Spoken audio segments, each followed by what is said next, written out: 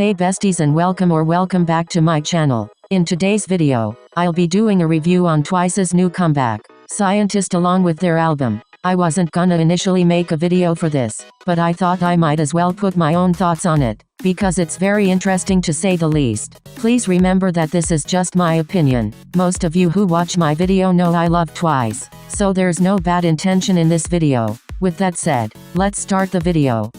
Love ain't no science, don't need no license. 말 이상 내고 고민할 수 minus. Don't try to be a genius, so why so serious? 맘이 가는 대로.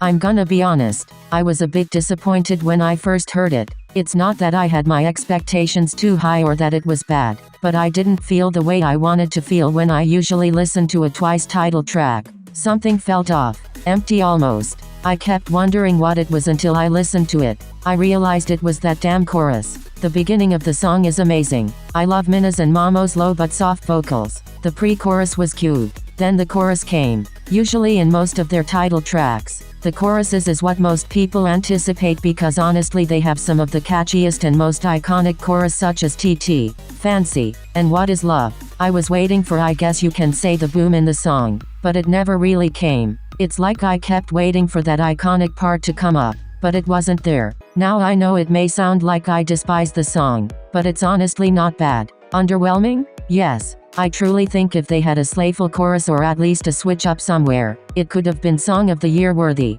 But what really saved this whole comeback in general are two things: the album, and the concept.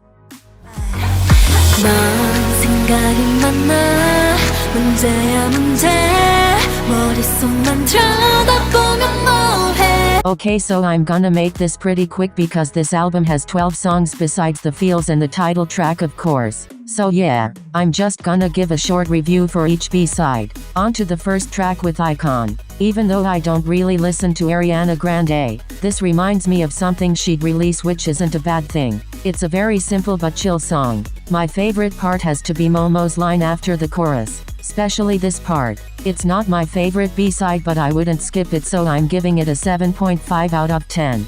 Now on to Cruel. This is such a good B-side. I love how simple the instrumental is in the first part of the chorus, but then it progresses at Sana's part. I feel like this kind of sound really fits them, and the fact that Dahan composed this song makes it so much better. I'm so happy they're letting the members be involved in the creative process more. They definitely showed that they can make bops. 9 out of 10.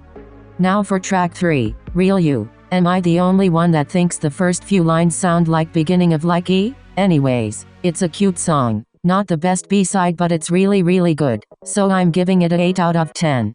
Track 4, Fall in Love Again. Wow, I really love the romance 80s disco pop influences in this song. I can imagine this being played in a roller rink. I just know the vibes would be immaculate. This is one of my favorites, giving it a 9 out of 10. Track 5, Last Waltz. Top tier B-side. I love everything about it. It's so damn dramatic and I'm living for it. Especially the pre-chorus. The dun-dun part has such a great build-up. But yeah, I'm giving it a slay out of 10. Track 6, Espresso. I've listened to this album a couple times and I still think this is probably my favorite B-side in the album. The beginning is so hard-hitting, especially with Nayeon's low range. That's my weakness right there. This really sounds like it could be title track material. I can imagine a music video for it and everything. It's giving very much Y2K and we love that. So 10 out of 10. Track 7, Rewind. This is so pretty. It's a slow song, but not a boring one. I think they balanced this out very nicely. Although I don't listen to it much, I can appreciate how beautiful it is, so 8 out of 10.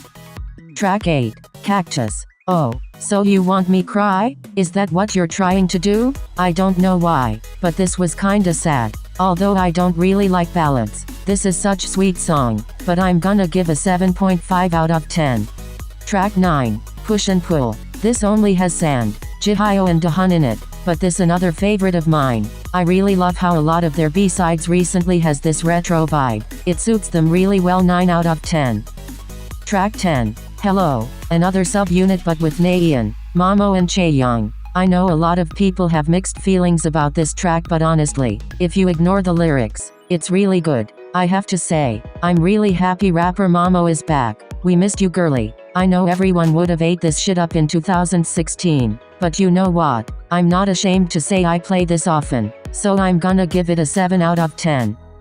Track 11, 1, 3, 2. This is a little forgettable, but I like it still. It doesn't really build up until the chorus, which is the best part, but I think it's not my favorite mainly because I don't listen to it much, but I can see myself liking it more over time, giving it another 7 out of 10. Track 12, the last B-side, Candy. This sounds like it could be from one of their older albums, so in a way it gives me some kind of nostalgia. It's such a heartwarming song, but not my absolute favorite. It's really cute though, so I'm giving it a 7.5 out of 10. After reviewing all the B-sides, I gotta say that they really put their whole bussy into the album. This is definitely their top 3 best albums so far. Y'all already know your girly is streaming this 24/7. The album in itself is definitely getting a 9.5 out of 10. Also, I forgot to talk about it earlier, but can we talk about the concept real quick? This is definitely one of those comebacks where the concept is better than the title track, if that makes sense. Like, it's still somewhat cute, but with an interesting twist. Like the fits, the sets, the concept was everything. All we needed was a slayful title track, but I digress. Now for the entire comeback in general, I think I'll give it 8 to 8.5 out of 10. Is it my favorite comeback? No, but the album and concept made up for it big time. And that's the end of the video. This was a bit messy, but I hope y'all enjoyed it regardless. Tell me your own opinions about this comeback in the comments below. Please like and subscribe if you want, and have a good day. Bye.